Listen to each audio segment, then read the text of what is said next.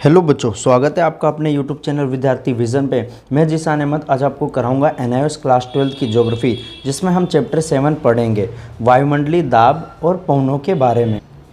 Geography के chapters बच्चों बहुत ही ज़्यादा लेंथी हैं, वीडियो ज़्यादा लंबी जा सकती है बच्चों, पर आपको घबराना नहीं है बच्चों। वीडियो की स्ट्रेंथ देखकर ये नहीं पता लगा सकते बच्चों कि कंटेंट इसमें बस भरा गया है, बल्कि बच्चों एक एक कॉन्सेप्ट, एक एक टॉपिक को बच्चों आपके दिमाग में उतारने का काम किया गया है। ये बात ध्यान रखना। बेसिक अगर मजबूत हो गया बच्चों तो एग्ज़ाम में कुछ भी छोड़कर आने वाले नहीं हो, ये बात ध्यान रखना बच्चों। और जिस चीज़ को बच्चों आप बड़ी वीडियो या छोटी वीडियो समझते हो, वो बच्चों हमारी मेहनत होती है और हमारे साथ साथ आपकी भी मेहनत होती है बच्चों, ये बात ध्यान रखना। तो जो पेपर आएगा बच्चों ज्योग्राफी का, वो सिर्फ पेपर नहीं है बच्चों, वो इमोशन से बच्चों, जिसमें साल भर आपने मेहनत की, साल भर हमने मेहनत की, ये बात ध्यान रखना। चलिए शुरुआत करते हैं बच्चों बिना किसी देरी की आज की क्लास की। आज का मोटिवेशन कोट से बच्चों कि संघर्ष थकाता ज़रूर है। जो आप संघर्ष करते हैं, हम करते हैं, वो थकाता ज़रूर है बच्चों, लेकिन हमें बाहर से सुंदर और अंदर से बहुत ही ज़्यादा मजबूत बना देता है। अगर आप मेहनत करते हैं बच्चों, आप संघर्ष करते हैं बच्चों, आप छुपकर मेहनत करते हैं, तो ये बात ध्यान रखना, आपको किसी को बताने की ज़रूरत नहीं है। आपका संघर्ष, आपका मेहनत बच्चों खुद ही आपके पड़ोसियों के कान में बच्चों ढोल बजा देगा, ये बात ध्यान रखना।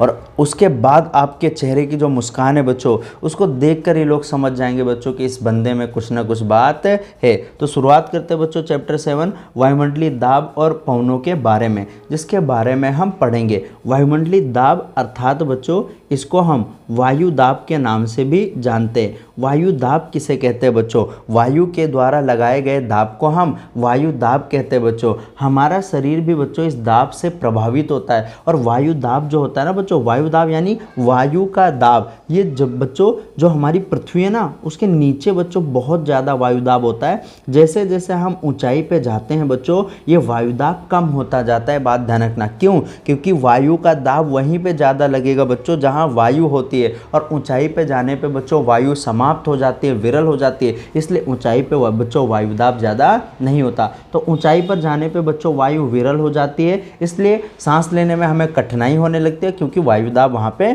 कम होता है बच्चों। पिछले पार्ट में हमने कई सारी चीज़ों के बारे में पढ़ा था, लेकिन क्योंकि ये चैप्टर बच्चों आपका डिलीट है, तो आपने सूर्य तप, तापमान के वितरण, ऊष्मा बजट, इन सभी के बारे में बच्चों जानकारी प्राप्त कर ली होगी टीएमए में पढ़कर। सूर्य तप किसे कहते हैं बच्चों? सूरज से आने वाली ऊर्जा जिसे पृथ्वी रोक लेती है, उसे हम बच्चों सूर्य तप कहते हैं। और एक बात ध्यान रखना, लास्ट चैप्टर में मैंने पढ़ाया था बच्चों, एक पढ़ाया था बच्चों आपको उपभू, एक पढ़ाया था बच्चों आपको अपभू, एक पढ़ाया था बच्चों उपसौर। क्या पढ़ाया था? उपसौर। और एक पढ़ाया था बच्चों आपको अपसौर के बारे में। अब कमेंट कर कर बच्चों आपको इनके बारे में बताना है।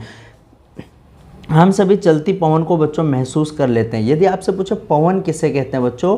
गतिमान वायु को पवन कहता है, यानी जो वायु बहती रहती है, चलती रहती है क्षैतिज रूप से, उसे पवन कहते हैं बच्चों। क्या आपने कभी सोचा है कि पवन क्यों चलती है? हवा की गति के पीछे क्या कारण है? हवा क्यों चलता है बच्चों? आप सभी इन गति की आवृत्ति को देखा कि एक स्थान से दूसरे स्थान पर अलग अलग होते हैं। ये सब बच्चों वायुमंडल के दाब की वजह से होता है, जिसकी वजह से पत्ता हिलता है बच्चों, पेड़ हिलते हैं, ये बात ध्यान रखना। और ये तापमान के द्वारा नियंत्रित होते हैं। इस पार्ट में हम वायुमंडलीय दाब के बारे में पढ़ेंगे। पहला क्वेश्चन आपके एग्जाम में छपेगा बच्चों, वायुमंडलीय दाब किसे कहते हैं? उसको प्रभावित करने वाले कारक दूसरा प्रश्न, दाब पेटियां तीसरा, ग्रही और स्थानीय पवन के बारे में ये चौथा प्रश्न बच्चों आपके एग्जाम में आएगा। अब इसमें हम सीखेंगे क्या आपके एग्जाम में आएगा क्या? तो मैंने बताया ना, वायु दाब को परिभाषित कीजिए, पहला प्रश्न आएगा। दूसरा, वायु दाब को प्रभावित करने वाले कारक। तीसरा आता है बच्चों वायु दाब की पेटियां। चौथा आता है ग्रही और स्थानीय पवनों के बीच में अंतर के बारे में बताओ, या वायु दाब का क्षैतिज वितरण, ऊर्ध्वाधर वितरण, इन सभी के बारे में बच्चों हम इसमें पढ़ने वाले हैं। अब जानते हैं बच्चों हम वायु दाब या उनकी पेटियों के बारे में।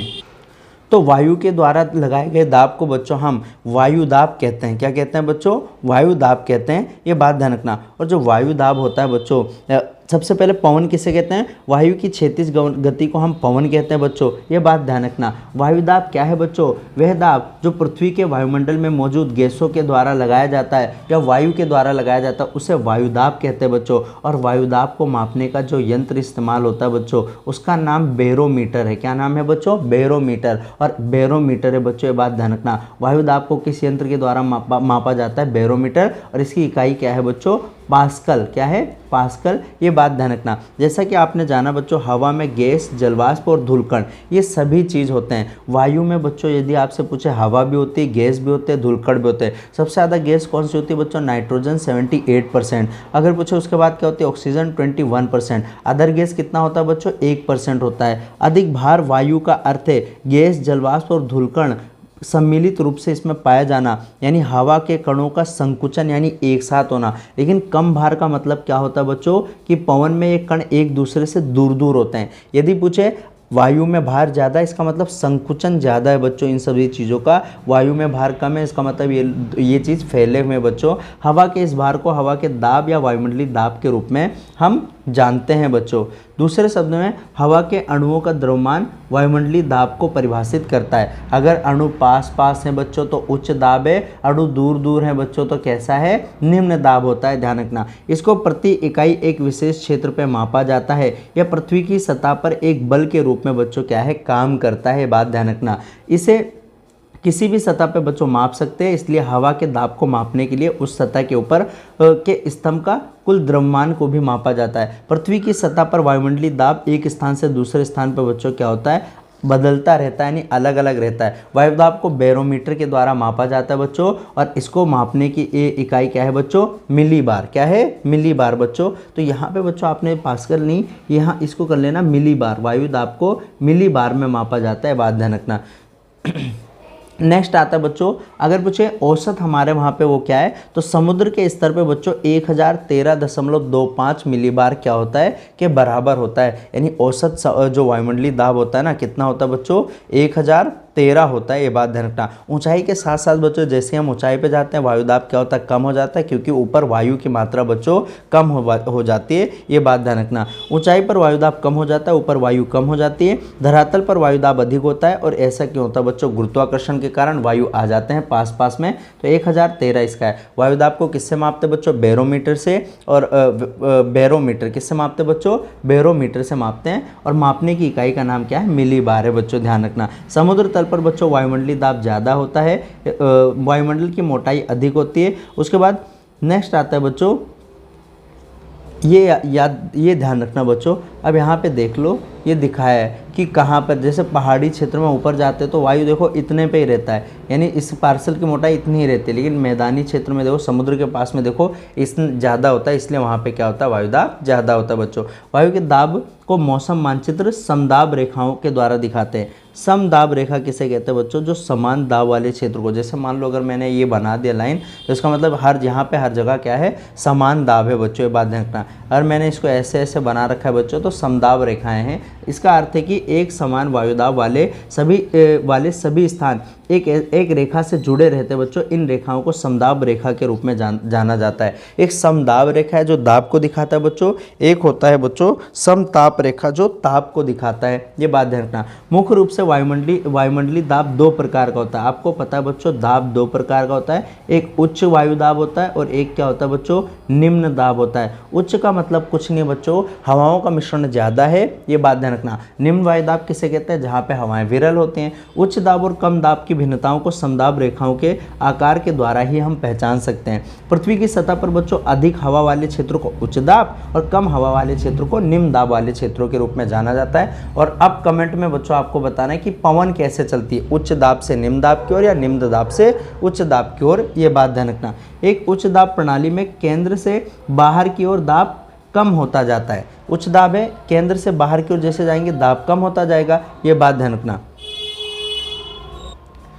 कम दाब प्रणाली में दाब केंद्र की ओर कम होता जाता है। वातावरण में तापमान में अंतर के परिणाम स्वरूप भी उच्च दाब और निम्न दाब होता है। अब अगर पूछे बच्चों जो तापमान होता है ना, तापमान यानी टेम्परेचर, और टेम्परेचर को सेल्सियस में भी मापते हैं, फ़ारेनहाइट में नापते हैं बच्चों, ध्यान रखना। यदि पूछे तापमान बढ़ेगा तो दाब क्या होगा, कम होगा, क्योंकि मैंने बताया था बच्चों अगर तापमान बढ़ रहा है यानी गर्मी ज़्यादा होगी, और तो फिर जो गर्मी ज़्यादा होगी ना, तो जो वायु के कण है बच्चों आपस में एक दूसरे से दूर जाएंगे। ये बात ध्यान रखना। आपको मैंने बच्चों मैप बनाना सिखाया था पृथ्वी का, इसको बोलते हैं बच्चों 0 डिग्री। यहाँ 23.5 डिग्री उत्तरी अक्षांश कर्क रेखा, यहाँ पे क्या आता है बच्चों 23.5 डिग्री दक्षिण अक्षांश मकर रेखा, अंटार्कटिक व्रत और आर्कटिक व्रत। सूरज की रोशनी बच्चों कर्क रेखा और मकर रेखा के यहाँ बीच में पड़ती है, इसीलिए बच्चों यहाँ पे क्या होता है, यहाँ पे बच्चों सूरज की रोशनी ज़्यादा पड़ती है। जब सूर्य तप ज़्यादा होगा बच्चों तो धरती गर्म होगी, जब धरती गर्म होगी तो आसपास के वायु को गर्म कर देगी, और गर्म चीज़ बच्चों हमेशा ऊपर उठती है, तो यहाँ पे बच्चों निम्न दाब का क्षेत्र बनेगा। और जहाँ पे ठंडी हवाएं हैं ये इधर की तरफ आएंगे बच्चों, तो यहाँ इसको भरेंगे, इसलिए यहाँ पे बच्चों चक्रवात, वर्षा ये सभी ज़्यादा होते हैं। बात ध्यान रखना। क्या आप जानते हैं बच्चों एक निर्दिष्ट स्थान के लिए मौसम मानचित्र जहाँ समुद्र स्तर पर वायुमंडलीय दाब तुलनात्मक रूप से अधिक होता है, अधिक दाब का प्रतीक बच्चों H होता है यानी हाई, और कम दाब का प्रतीक बच्चों L होता है, ध्यान रखना। पृथ्वी की सतह पर दो स्थान के बीच में वायुमंडलीय दाब के अंतर को बच्चों दाब प्रवणता के रूप में जाना जाता है। प्रश्न डायरेक्ट छपेगा बच्चों आपके एग्जाम में कि दाब प्रवणता किसे कहते हैं, यानी दो स्थान में जो दाब के अंतर को हम बच्चों क्या कहते हैं, दाब प्रवणता कहते हैं बच्चों, ध्यान रखना। यानी अंतर को कहते हैं दाब प्रवणता, ये बात ध्यान रखना। दाब प्रवणता सतह पर तापमान में अंतर का परिणाम है। समदाब रेखाओं के बीच अंतराल के अध्ययन के माध्यम से हम दाब प्रवणता को समझ सकते हैं। बड़े क्षेत्र में दाब में कम अंतर निम्न ढाल प्रवणता को इंगित करता है बच्चों, ध्यान रखना, जबकि समदाब रेखाओं एक दूसरे के समीप होना उच्च दाब प्रवणता को इंगित करता है। चूंकि वायु एक संपीड़ित तरल पदार्थ है तथा गुरुत्वाकर्षण के कारण पृथ्वी की सतह पर सबसे ज़्यादा बच्चों वायु होती है, इसलिए यहाँ पे क्या होता है, ज़्यादा होता है बच्चों, ध्यान रखना।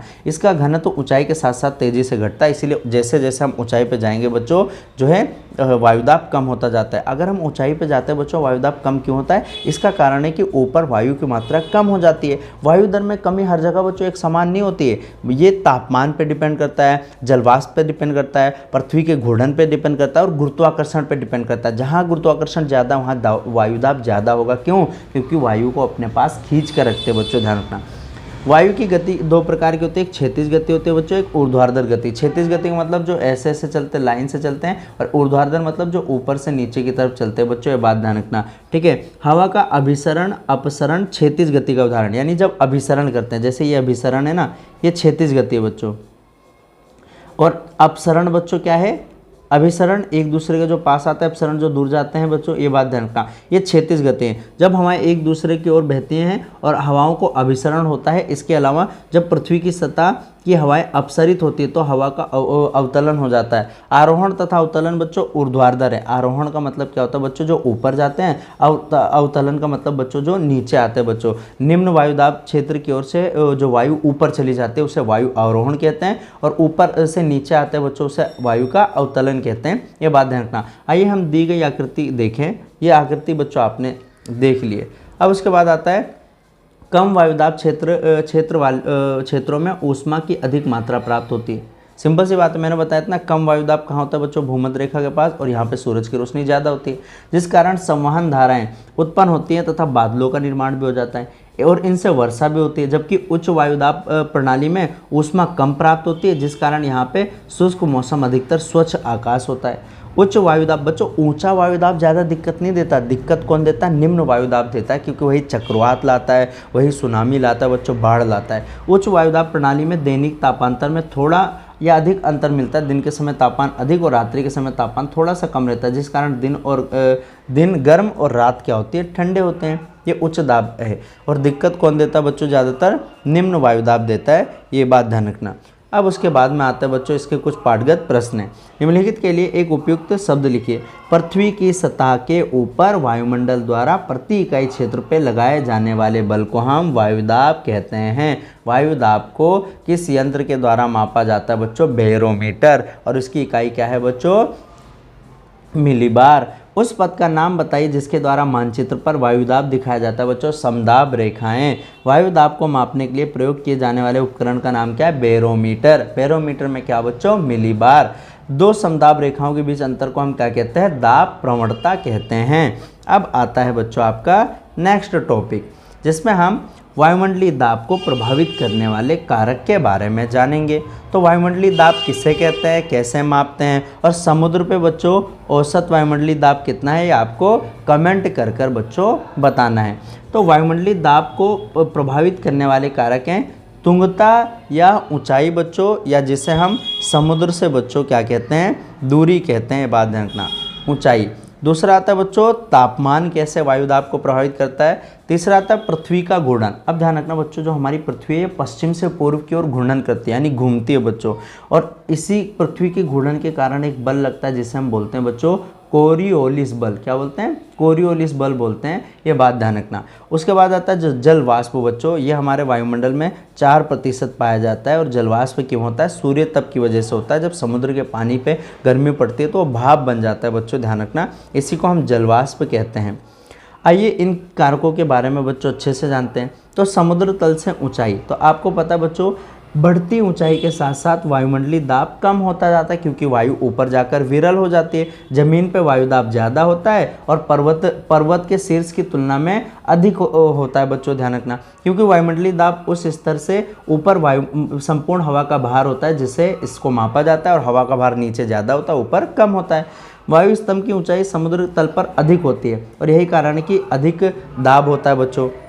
जैसा कि हम जानते हैं बच्चों कि हवा अत्यधिक संपीड़ित होती है तथा विभिन्न गैसों का मिश्रण होती है, और ये गैस भारी होते हैं, इसलिए नीचे वाले परत में इनका घनत्व बढ़ जाता है। इस प्रकार वायुमंडल की निचली परत में वायुमंडलीय दाब क्या होता है? ज़्यादा होता है। भारी गैस और कण निचली परत में पाए जाते हैं और हल्की गैस ऊपर पाया जाता है, इसलिए ऊपर क्या होता है? कम होता है। वायुमंडलीय दाब बढ़ती हुई ऊंचाई के साथ साथ बच्चों कम होता जाता है, ये बात ध्यान रखना, और ये तेजी से घटता है, जबकि ऊपरी परतों में वायुदाब घटने की दर सब बहुत ऊपर चले जाएंगे तो कम होता है, शुरुआत में तेजी से होती है। दूसरा कारक आता है बच्चों तापमान। तो वायुमंडलीय दाब और तापमान में बच्चों निकट का संबंध पाया जाता है। तापमान और दाब के बीच में विपरीत संबंध पाया जाता है। क्यों? तापमान बढ़ेगा बच्चों, दाब क्या होगा? कम होगा। दाब बढ़ेगा, तापमान कम होगा, ये बात ध्यान रखना, क्योंकि जब उच्च तापमान के कारण हवा गर्म हो जाती है तो इसके अणु और कण एक दूसरे से दूर दूर चले जाते हैं, फैलने लगते हैं, जिससे हवा का दाब कम हो जाता है बच्चों। इसलिए हम कहते हैं तापमान बढ़ने पे वायुमंडलीय दाब कम हो जाता है। लेकिन जब हवा को ठंडा किया जाता है तो ये सिकुड़ जाती है और अणु अणु क्या होते हैं? छोटे छोटे क्षेत्रों में फैलते हैं। इस कारण बच्चों क्या होता है? तापमान गिरने पे वायुमंडलीय दाब क्या होता है? बढ़ जाता है बच्चों। इसको एक डायग्राम के द्वारा ध्यान रखना। हवा का कम तापमान होगा तो हवा में क्या होगा? संकुचन होगा। हवा में कम तापमान होगा बच्चों तो हवा में जो संकुचन होगा ना, उससे हवा के घनत्व में वृद्धि हो जाएगी और वायुमंडलीय दाब में भी वृद्धि हो जाएगी। लेकिन हवा का अगर ज़्यादा तापमान है बच्चों तो हवा फैलेगी, घनत्व में कमी आएगी, वायुमंडलीय दाब में भी कमी आ जाएगी बच्चों, ये बात ध्यान रखना। तो हवा के संकुचन के कारण भी बच्चों ये होता है। और आप जानते हैं बच्चों भूमध्य रेखा में क्या है? तापमान ज़्यादा होता है, इसलिए यहाँ निम्न वायुदाब होता है। ध्रुवों पे सूर्य तापमान कम होता है, इसलिए वहाँ पे क्या होता है बच्चों? उच्च वायुदाब होता है, ये बात ध्यान रखना। नेक्स्ट आता है बच्चों तीसरा पॉइंट, पृथ्वी के घूर्णन के कारण भी वायुदाब को प्रभावित करता है। पृथ्वी का घूर्णन बच्चों ग्लोब के ऊपर दाब पेटियों पे बहुत ज़्यादा प्रभाव डालता है। अपनी धुरी पर घूमने के कारण भूमध्य रेखी जो पवन है केंद्र से दूर चली जाती है। भूमध्य रेखी पवन बच्चों यहाँ की केंद्र से दूर चली जाती है, और जबकि ध्रुवीय पवनें केंद्र की ओर आ जाती है, यानी जो ऊपर की पवनें बच्चों ये इस तरफ आने लगती हैं। परिणामस्वरूप मध्य अक्षांश के वायु स्तंभ में अधिक परिवर्तन होता है, और पृथ्वी के गुरुत्वाकर्षण बल के कारण बच्चों वायुमंडल की निचली परत में वायुमंडलीय दाब बच्चों क्या हो जाती है? अधिक हो जाता है। नेक्स्ट आता है बच्चों जलवाष्प भी वायुदाब, चौथा पॉइंट आता है वायुदाब को प्रभावित करता है। जलवाष्प की उपस्थिति बच्चों वायुमंडलीय दाब को प्रत्यक्ष रूप से प्रभावित करती है। वायु में जलवाष्प की सांद्रता जितनी ज़्यादा होगी वायु का घनत्व उतना ही कम होगा बच्चों, और जब जलवाष्प ज़्यादा वायु का घनत्व कम, इसका मतलब दाब भी कम होगा। जब कम जलवाष्प वाली पवन इसको भारी या उच्च घनत्व वाली बनाती है, क्योंकि पानी का आणविक भार बच्चों शुष्क हवा और औसत आणविक भार से कम होता है। इस प्रकार शुष्क हवा नम हवा की तुलना में बच्चों भारी होती है। जो शुष्क हवा होती है बच्चों वो भारी होती है बच्चों, ध्यान रखना। इसी तरह जलवाष्प की उपस्थिति के कारण बारिश और मौसम में भी परिवर्तन होता है। जलवाष्प वायु के घनत्व को कम कर देता है। इस प्रकार महासागर पर हल्की पवन और महाद्वीपों पर भारी पवन की उपस्थिति देखी जाती है। तो ये बात ध्यान रखना। अब आता है बच्चों आपके पाठगत प्रश्न। पहले हमने देखा बच्चों कि वायुदाब को प्रभावित करने वाले कारक कौन कौन से हैं, तो ये 4 कारक आपको याद करना है। तुंगता यानी ऊंचाई या समुद्र से दूरी, तापमान, पृथ्वी का घूर्णन और जलवाष्प बच्चों। अब आता है बच्चों पाठगत प्रश्न आते हैं आपके इसके कुछ, जिसमें हम पढ़ेंगे कि तापमान और दाब के बीच में व्युत्क्रमानुपाती संबंध होता है। तो ये सच है बच्चों। अधिकतम वायुमंडलीय दाब पर्वत की चोटी पर मिलता है बच्चों, तो ये असत्य है, वहाँ पे अधिकतम नहीं मिलता है बच्चों, है ना। अपनी धुरी पर पृथ्वी के घूर्णन के दाब को विशेष रूप से मध्य अक्षांशों में प्रभावित करता है, ये भी सत्य है बच्चों। महाद्वीप और महासागरीय हवा की तुलना में वजन, महाद्वीपीय हवाएं महासागर की हवा में की तुलना में वजन में हल्की होती है, तो ये असत्य है बच्चों, ध्यान रखना। जो महाद्वीपीय हवाएं होती है महासागरीय हवा की तुलना में वजन में हल्की नहीं होती है, ये असत्य है बच्चों, ये बात ध्यान रखना। अगला टॉपिक आता है बच्चों आपका कि वायुमंडलीय दाब का वितरण किस प्रकार से किया गया है, यानी इसमें हम वितरण के बारे में जानेंगे। अब वायुमंडलीय दाब के वितरण के बारे में बच्चों जानना बहुत महत्वपूर्ण है कि कहाँ वितरण ज़्यादा है कहाँ कम है। लेकिन इसको जानने के लिए बच्चों हम इसके वितरण के स्थानिक, दैनिक, मौसमी रूप से अलग होगा बच्चों। हम वायुमंडलीय दाब के ऊर्ध्वाधर और क्षैतिज वितरण, यानी वायुमंडलीय दाब को पढ़ने के लिए बच्चों दो, एक होता है वायुमंडलीय दाब का क्षैतिज वितरण और एक होता है बच्चों ऊर्ध्वाधर वितरण के बारे में जानकारी प्राप्त करेंगे। तो वायुमंडलीय दाब के वितरण बच्चों दो प्रकार का, एक क्षैतिज वितरण, एक ऊर्ध्वाधर वितरण, ये बात देखना।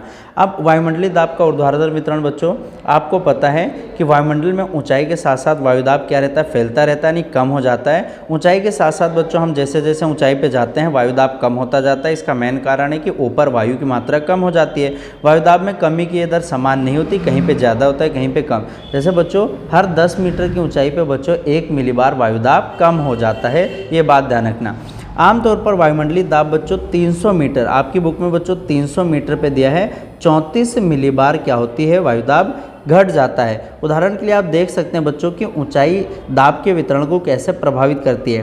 5.5 किलोमीटर की ऊंचाई पर बच्चों 550 MB तक भी कम हो जाता है, समुद्र तल दाब का आधा हो जाता है बच्चों, ये बात ध्यान रखना। यानी जैसे जैसे हम ऊपर जाते हैं बच्चों जो दाब होता है वो कम होता जाता है ना। कुल वायुमंडलीय दाब का अगर पूछे कि 50 किलोमीटर की ऊंचाई पे, जैसे हम 50 किलोमीटर की ऊंचाई पे चले जाते हैं तो वहाँ पे तो बच्चों हवा के दाब का 1 MB है, यानी कुल वायुमंडलीय दाब का 99.9% बच्चों 50 किलोमीटर के बीच में ही पाया जाता है, यानी 50 किलोमीटर के बीच में 99.9% पाया जाता है। बात ध्यान रखना, 50% तो बच्चों 5 किलोमीटर के बीच तक ही पाया जाता है। तो वायुमंडल का ऊर्ध्वाधर भिन्नता मौसम को प्रभावित करता है बच्चों, और ऊर्ध्वाधर भिन्नता करते हैं कि ऊंचाई के साथ साथ वायुदाब कैसे बदल रहा है, यानी जैसे जैसे ऊंचाई पे जाते हैं तो वायुमंडल का वायुदाब का परिवर्तन कैसे होता है। दूसरा आता है बच्चों वायुमंडल का क्षैतिज वितरण। तो क्षैतिज का मतलब जानते हैं बच्चों कि पृथ्वी की सतह पर वायुमंडल दाब अलग अलग क्षेत्र पे अलग अलग होता है और ये अक्षांश के साथ डिसाइड होता है, तो इसीलिए क्षैतिज वितरण को बच्चों हमने अलग अलग दाब पेटियों में बांट रखा है। हमारे पास बच्चों 7 दाब पेटियाँ, जैसे आप देखोगे बच्चों तो 7 दाब पेटियाँ, जिनमें से 3 ऊपर 3 नीचे, 3 उत्तरी गोलार्ध में, 3 दक्षिण गोलार्ध में और 3 ऐसी है बच्चों जो एक ऐसा है जो दोनों गोलार्ध में है। तो टोटल दाब पेटी कितनी है बच्चों, 7 हैं, ये बात ध्यान रखना। यानी दाब पेटियाँ बच्चों किसे कहते हैं, जो पृथ्वी की सतह पे वायुमंडलीय दाब समान नहीं होता है, अलग अलग दाब पेटियों में बांटा है। ये उच्च दाब पेटी भी हो सकता है और निम्न दाब पेटी हो सकते हैं, बात ध्यान रखना। और ये दाब पेटी बच्चों अपने आप नहीं बनते, ये तापमान की वजह से बनते हैं। कहाँ कहीं का तापमान कैसा है बच्चों, वायु का परिसंचरण कैसा है, पृथ्वी का वहाँ पे बच्चों घूर्णन की दिशा कैसी है, घूर्णन कैसा है, तो ये इन सभी चीज़ों पे डिपेंड करता है। जैसा कि आप जानते हैं बच्चों वायुदाब का वितरण समदाब रेखाओं के द्वारा दिखाया जाता है। और समदाब रेखाएं किसे कहते हैं, वह रेखाएं जो समुद्र तल से एक समान वायुदाब वाले स्थान को मिलाते हैं, उसे समदाब रेखा कहते हैं।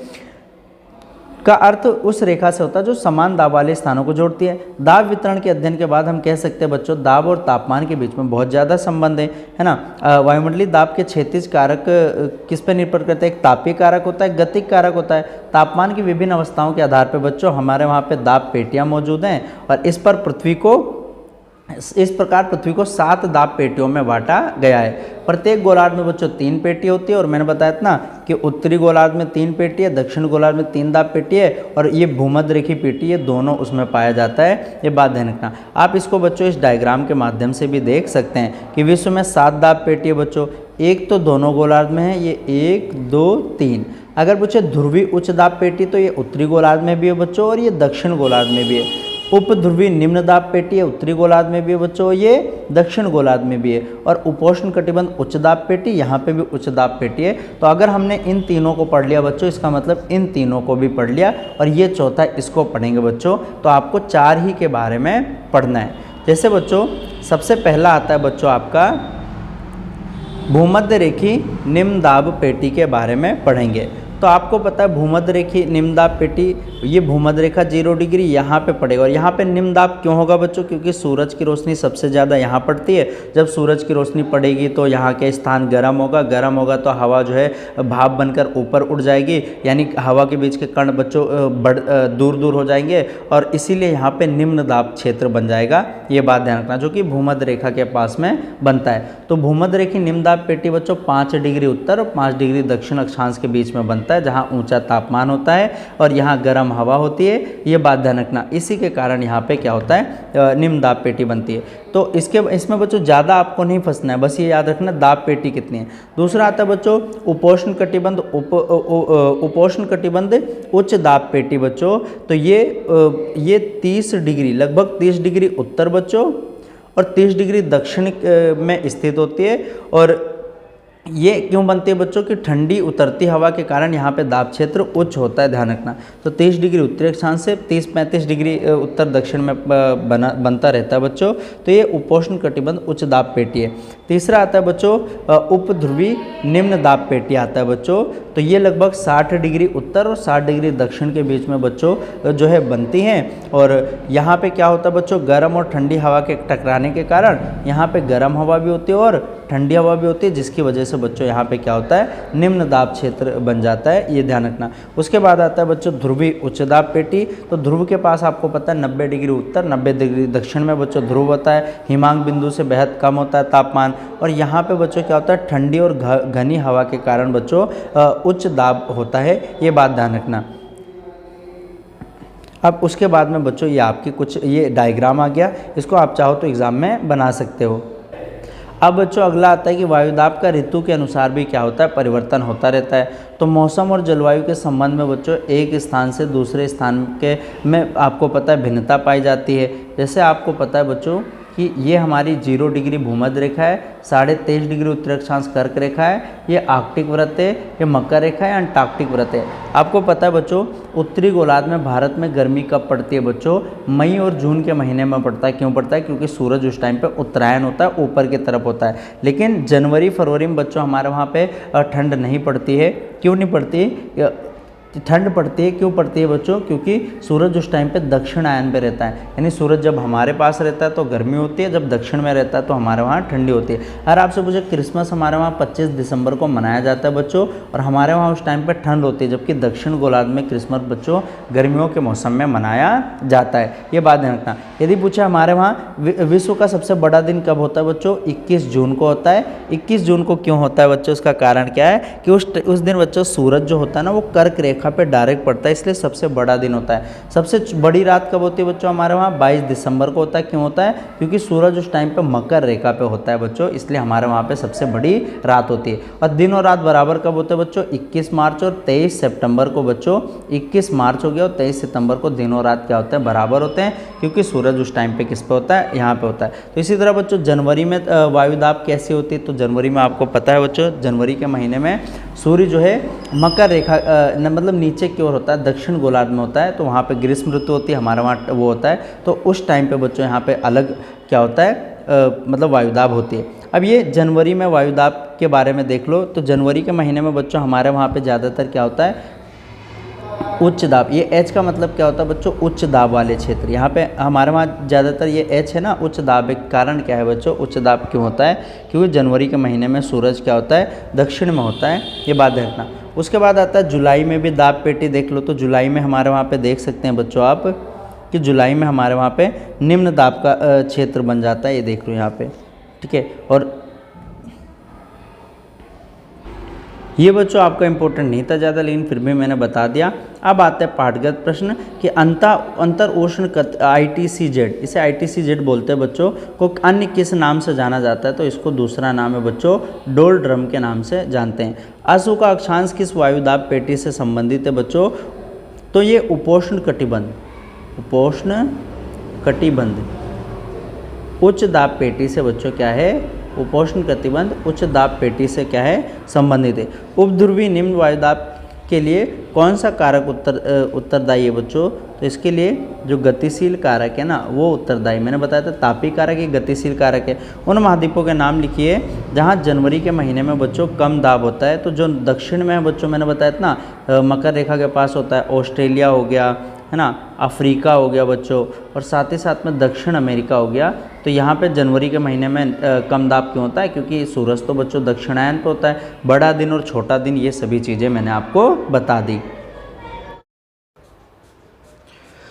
अगला और अंतिम टॉपिक है बच्चों आपका पवन के बारे में पढ़ेंगे। मैंने आपको बताया था बच्चों क्षैतिज गतिमान वायु को ही हम पवन कहते हैं, ये बात ध्यान रखना। पवन का मतलब हवा भी होता है बच्चों, ये वायु का ही एक रूप है बच्चों जो हमारी धरती के ऊपर चलता रहता है, ये बात ध्यान रखना। और जो पवन होता है ना वो हवा को बच्चों क्या करता है, गति प्रदान करता है, तो इसलिए इसको हम पवन कहते हैं। अब पवन कई प्रकार के होते हैं बच्चों, जैसे ठंडी हवा होती है, गर्म हवा होता है, आंधी भी होती है, तूफान भी होता है, बात ध्यान रखना। और पवन का हमारे जीवन में बच्चों बहुत महत्व होता है, ये बात भी आपको ध्यान रखना है। पवन शब्द का उपयोग बच्चों एक स्थान से दूसरे स्थान पर वायु के संचलन के लिए किया जाता है। यानी जब वायु एक जगह से दूसरी जगह जाती है तो उसे हम पवन कहते हैं, यानी वायु की गति को ही हम पवन कहते हैं बच्चों, ध्यान रखना।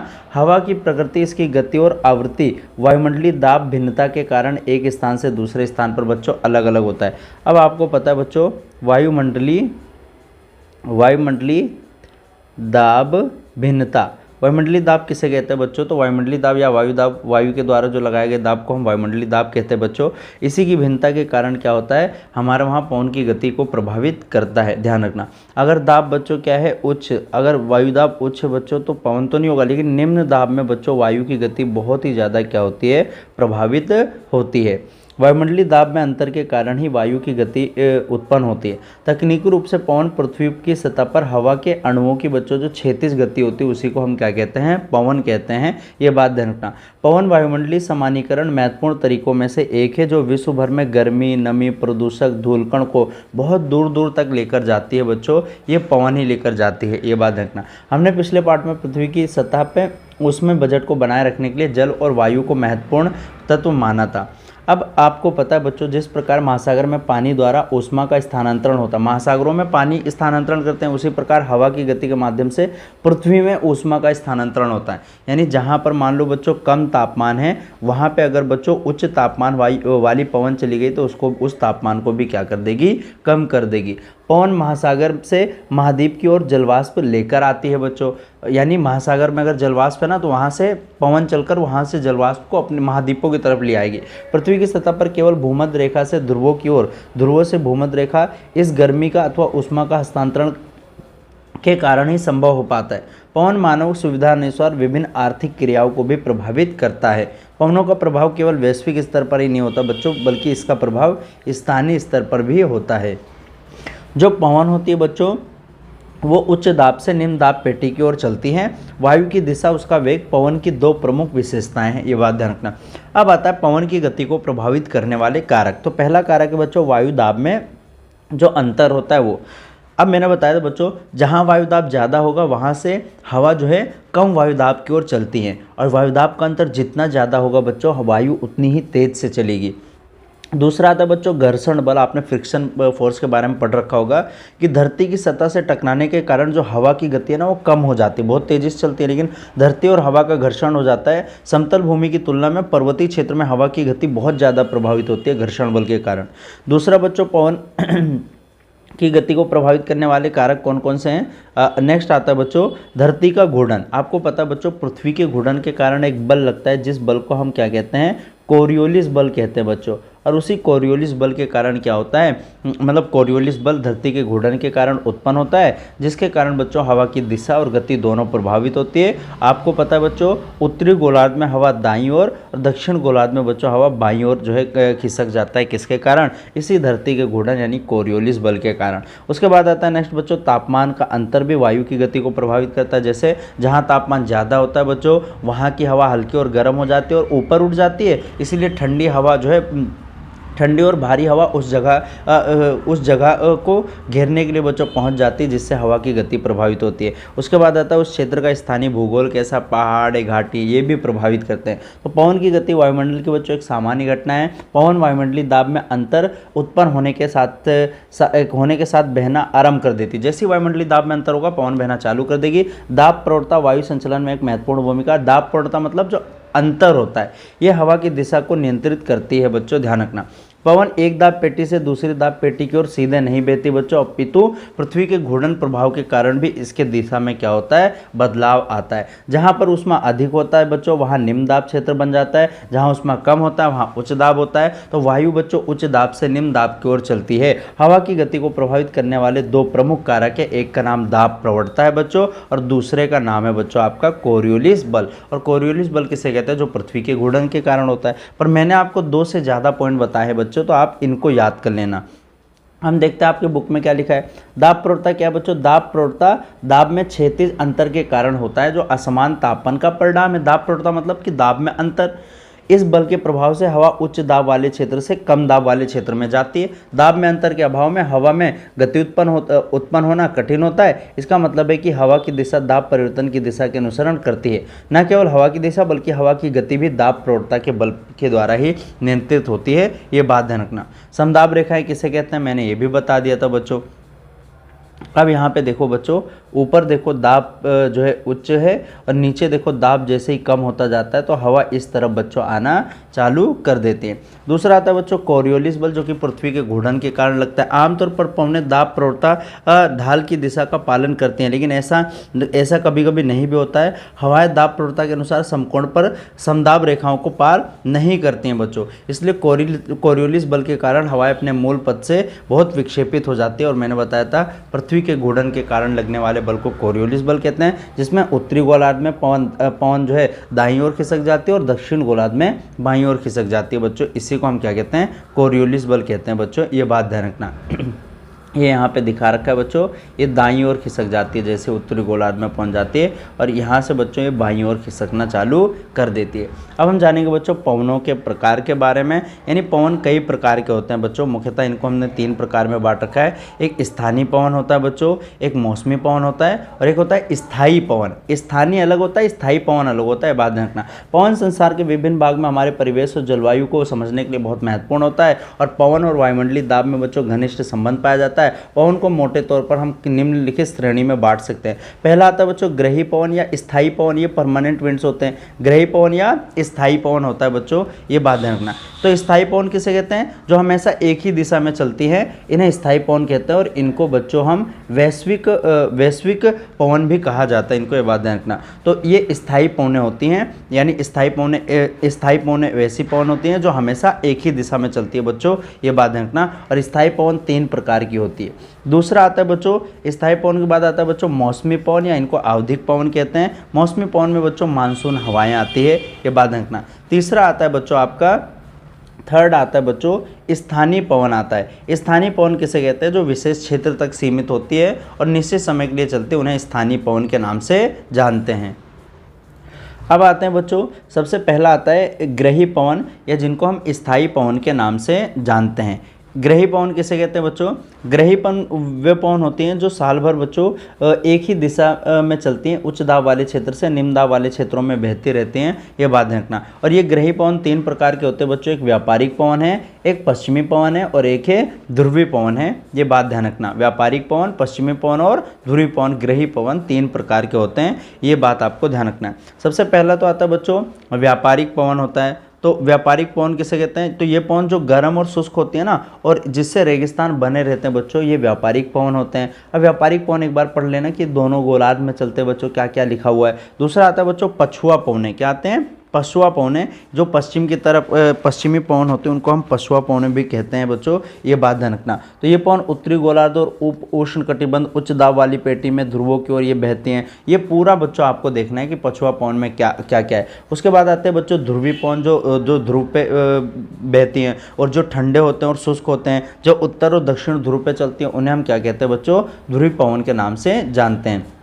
अब ये यहाँ पे बच्चों आप में दिखा रखा है कि ग्रही पवनें कैसे कैसे चलती हैं। दूसरे आते हैं बच्चों आपके आवधिक पवनें, या जिनको हम मौसमी पवनें कहते हैं बच्चों। मौसमी पवनें किसी विशेष ऋतु में चलती हैं, बात ध्यान रखना, उन्हें हम मौसमी पवनें कहते हैं। और इनमें सबसे मेन आते हैं बच्चों मानसूनी पवनें। तो मानसून का अर्थ होता है ऋतु के अनुसार जो है पवन की दिशा में परिवर्तन को हम मानसून कहते हैं। ये दक्षिण एशिया में ज़्यादातर, अगर पूछो मानसूनी पवनें कहाँ देखी जाती है बच्चों, दक्षिण एशिया में देखी जाती है, बात ध्यान रखना। और इसमें क्या है, गर्मी में महासागर, गर्मी में तो ये महासागर से लेकर स्थल की तरफ चलते हैं, यानी महासागर से हवा आती है और स्थल की तरफ जाती है, जिससे भारत में क्या होता है, बारिश होने लगती है। लेकिन सर्दी में बच्चों उल्टा होता है, सर्दी में स्थल से क्या है, महासागर की ओर चलती हैं, तो इन्हें मानसूनी पवनों के नाम से जाना जाता है। नेक्स्ट आता है बच्चों स्थानीय पवन किसे कहते हैं। अब स्थानीय पवन बच्चों उन्हें कहते हैं, स्थानीय पवन किसी विशेष क्षेत्र यानी स्थान से सीमित होते हैं, उन्हें हम स्थानीय पवन कहते हैं, ये बात ध्यान रखना। अब आपसे पूछे स्थल समीर तथा समुद्री समीर में क्या अंतर है। अब स्थल समीर और समुद्री समीर, स्थल समीर यानी जो स्थल से समुद्र की ओर चलती है, समुद्री समीर किसे कहते हैं, जो समुद्र से स्थल की ओर चलती है, ये बात ध्यान रखना। और इससे तापमान को क्या है, प्रभावित करते हैं। जैसे समुद्र समीर बच्चों देख लो, यहाँ पे स्थल समीर हो गया, यानी जो समुद्र से बच्चों ऐसे वायु लेकर ऐसे चलती है, और ये देख लो बच्चों ये स्थल समीर हो गया। उसके बाद आता है पर्वत समीर तथा घाटी समीर किसे कहते हैं, जो घाटियों में चलती है, देखो यहाँ पे चलती है बच्चों, इन्हें पर्वत समीर या घाटी समीर कहते हैं। अब बच्चों तीसरा आता है, एक गर्म पवनें होती है, एक शीत पवनें होती हैं। गर्म पवनें में आती है बच्चों लू। लू क्या है, गर्मी में उत्तर भारत में चलने वाली गर्म और शुष्क पवनें होती है, ये उत्तर भारत में चलती है, पाकिस्तान के मैदानी क्षेत्र में चलती है, इसे लू कहते हैं बच्चों। लू बहुत ही गर्म और शुष्क हवा होती है, बात ध्यान रखना, और दोपहर में चलती है, ये लोगों को बीमार भी कर सकती है बच्चों, ध्यान रखना। उसके बाद आता है जो बच्चों फोन, और जो फोन है ये आल्प्स पर्वत में, यूरोप के आल्प्स पर्वत में चलने वाली शुष्क हवा को हम क्या कहते हैं बच्चों, फोन कहते हैं, बात ध्यान रखना। उसके बाद नेक्स्ट आता है, तीसरा आता है बच्चों आपका चिनूक आता है। और चिनूक जो है ना, ये रॉकी पर्वत के पूर्वी ढाल वाले गर्म और शुष्क क्षेत्र में चलता है बच्चों, ध्यान रखना। चिनूक का अगर पूछे अर्फ बर्फ खाने वाला, ये ध्यान रखना। फिर लेवेक आता है, ये स्पेन में चलता है बच्चों। सिरोका सहारा रेगिस्तान, खामसीन उत्तर अफ्रीका और अरब में चलता है बच्चों, है ना। जोंडा हो गया अर्जेंटीना, सांता एना दक्षिण कैलिफोर्निया, हरमंटन पश्चिमी अफ्रीका बच्चों। बस इसको एक बार अपने आंखों के तरफ से गुजार लो और सुन लो, बाकी ये ज़्यादा इंपॉर्टेंट नहीं है आपके। फिर शीत पवनें आते हैं बच्चों। शीत पवनें में बोरा कहाँ पर चलती है बच्चों, देख लेना, है ना। ब्लिजवर्ड कहाँ है, बुरान कहाँ है ना। मिस्ट्रल बच्चों, है ना। नॉर्दर हो गया। तो ये कुछ पवने हैं आपके जो चलते हैं। यहाँ पे बच्चों आपके लिए मोस्ट इंपॉर्टेंट क्वेश्चन यही है कि पवन किसे कहते हैं, पवन की गति को प्रभावित करने वाले कारक, और पवन के बच्चों प्रकार। और पवन के 3 प्रकार होते हैं बच्चों, एक स्थानीय पवन होता है, मौसमी पवन होता है, एक स्थायी पवन होता है। बस इन्हीं को याद करना है आपको। नेक्स्ट आता है पवन की गति के लिए उत्तरदायी बलों के नाम लिखे, तो मैंने 5 लिखा है, पर आप याद कर लो, 2 दाब प्रवणता और कोरियोलिस बल। ग्रही पवनों का एक उदाहरण क्या है बच्चों, व्यापारिक पवन है, पश्चिमी पवन, ध्रुवीय पवन, ये 3 प्रकार के हैं। लू, चिनोक, सिरोका मैंने बताया था ना, ये गर्म हवाएं हैं बच्चों, ध्यान रखना। मानसूनी हवाओं की मुख्य विशेषताएं क्या हैं, तो जो पवन की दिशा में मौसम के अनुसार परिवर्तन होता है, उन्हें मानसूनी हवाएं कहते हैं। मानसून शब्द अरबी भाषा के मौसम से आया, जिसका मतलब होता है बच्चों मौसम के, ऋतु के अनुसार वायु की गति में परिवर्तन। नेक्स्ट आता है बच्चों आपका कि पाठांत प्रश्नों के बारे में। अब ये सारे प्रश्न तो आपको बच्चों आते हैं पहले से, लेकिन फिर भी मैं बता देता हूँ। सेकंड प्रश्न है बच्चों, ये तो एमसीक्यू हैं। उन कारकों के नाम बताइए जिन पर किसी भी स्थान का वायुमंडलीय दाब निर्भर करता है। तो ये क्वेश्चन बच्चों जैसे मैंने बताया था आएगा ही, तो आ गया बच्चों। और दूसरा, वायुमंडलीय दाब को परिभाषित करें और इसे कैसे मापा जाता है। इन दोनों प्रश्न का आंसर हम देखते हैं बच्चों। तो सबसे पहले तो बच्चों वायुमंडलीय दाब को प्रभावित करने वाले कारक में 4 आते हैं बच्चों, तुंगता या ऊंचाई, या समुद्र तल से ऊंचाई कैसी है बच्चों। दूसरा आता है तापमान, तीसरा आता है पृथ्वी का घूर्णन, और चौथा आता है बच्चों जल वाष्प। ये 4 चीज़ें क्या हैं, वायुमंडलीय दाब को प्रभावित करते हैं। आप इसके बारे में बच्चों यहाँ पे पूरा पढ़ सकते हैं। दूसरा प्रश्न था बच्चों आपका, वायुदाब क्या है? तो वह दाब जो पृथ्वी के वायुमंडल में मौजूद गैसों के द्वारा लगाया जाता है, गैसों के मिश्रण के द्वारा लगाया जाता है, उसे वायुदाब कहते हैं। इसे बैरोमीटर से मापते हैं बच्चों, और इसकी इकाई जो है मिलीबार होती है, ये बात ध्यान रखना। उसके बाद मैंने बताया था पवन क्या है बच्चों, वायु के क्षैतिज गमन को हम गति को पवन कहते हैं। पवन उच्च दाब से बच्चों निम्न वायुदाब की ओर चलती है, ये बात ध्यान रखना। और मैंने बताया था समुद्र स्तर पर बच्चों औसत वायुमंडलीय दाब कितना होता है, 1013.25 बच्चों HG के बराबर होता है। ऊंचाई के साथ साथ वायुदाब कम होता जाता है, क्योंकि ऊपर वायु कम हो जाती है बच्चों, धरातल पर वायुदाब ज़्यादा होता है। कारण क्या है बच्चों, गुरुत्वाकर्षण के कारण। नेक्स्ट आता है बच्चों, निम्नलिखित पर टिप्पणी करें। दाब प्रवणता के बारे में लिख सकते हैं कि जब वायुदाब में अंतर होता है, दाब प्रवणता। स्थल और समुद्री समीर किसे कहते हैं? स्थल समीर होता है जो स्थल से समुद्र की ओर चलता है बच्चों, समुद्री समीर होता है जो समुद्र से स्थल की ओर चलता है बच्चों, ध्यान रखना। निम्नलिखित के बीच में आपको अंतर बताना है कि ग्रही पवने या और मौसमी पवने यानी आवधिक पवने किसे कहते हैं? पर्वत और घाटी समीर में क्या अंतर है बच्चों? तो ये ग्रही पवने और मौसमी पवनों के बारे में मैंने बताया था आपको यहाँ पर कि पवन कितने प्रकार के होते हैं बच्चों। तो पवन पहला ग्रही पवन होता है, इनको स्थायी पवन कहते हैं। एक आवधिक पवन होता है, मौसमी पवन कहते हैं बच्चों। तो इनको यहाँ पे आप पढ़ सकते हो कि ग्रही पवन किसे कहते हैं, ये बात ध्यान रखना, ठीक है। और उसके बाद में ग्रही पवनों के प्रकार। नेक्स्ट आता है बच्चों, ग्रही पवनों के बारे में आता है आपका अगला, मौसमिक पवने किसे कहते हैं? जो स्थायी पवन होता है और ये मौसमी पवन जो मौसम में चलते हैं। अगला बच्चों, पवन की गति को प्रभावित करने में कोरियोलिस बल की भूमिका। तो ये आप बता सकते हैं बच्चों कि कोरियोलिस बल पवन की गति को कैसे, जो पृथ्वी के घूर्णन के कारण उत्पन्न होता है जो बल, उसे कोरियोलिस बल कहते हैं, जो दाईं ओर उत्तरी गोलार्ध में यहाँ पे बाईं ओर बच्चों धकेल देती है, ठीक है। अब नेक्स्ट आता है बच्चों, आरेख की सहायता से पृथ्वी की सतह पर विभिन्न दाब पेटियों को बताइए। तो दाब पेटी आरेख की सहायता से आप बता सकते हैं बच्चों, मतलब मैप बनाकर दिखाना है। किन्हीं दो ग्रही पवनों का नाम बच्चों, ये ऊपर से हो जाएगा। मानचित्र की सहायता से पृथ्वी के दाब वितरण में मौसमी भिन्नता को स्पष्ट कीजिए। तो ये सारे प्रश्न बच्चों बहुत आसान है। आपको देखिए यहाँ पे मैंने आपको एक चीज़ दिखाया था, इसमें से भी ये है बच्चों, ये ग्रही पवनों के बारे में यहाँ पे दे रखा है, और कई दाब पेटियों के बारे में भी बता रखा है। ये बच्चों कोरियोलिस बल के कारण जो पवन दाईं ओर मुड़ जाती है और बाईं ओर मुड़ जाती हैं। यह बच्चों विश्व दाब पेटी जो 7 पेटियों में डिवाइड किया गया था। तो ये बच्चों आपका चैप्टर, उम्मीद करता हूँ आपको समझ में आया होगा। बस आपको बेस क्लियर करना है बच्चों, क्योंकि आपको भी पता है कि बहुत अपर लेवल की चीज़ें होती है सब। आपको हर चीज़ का बच्चों आइडिया लेना है और ज़्यादा से ज़्यादा लिख कर आना है बच्चों एग्जाम में। वीडियो स्किप मत करना, एक बार नहीं 2 बार, बार बार देखना। फिर भी नहीं समझ में आएगा तो आप मुझसे कमेंट कर क्वेश्चन पूछ सकते हैं। मिलेंगे नेक्स्ट वीडियो में, तब तक के लिए जय हिंद बच्चों।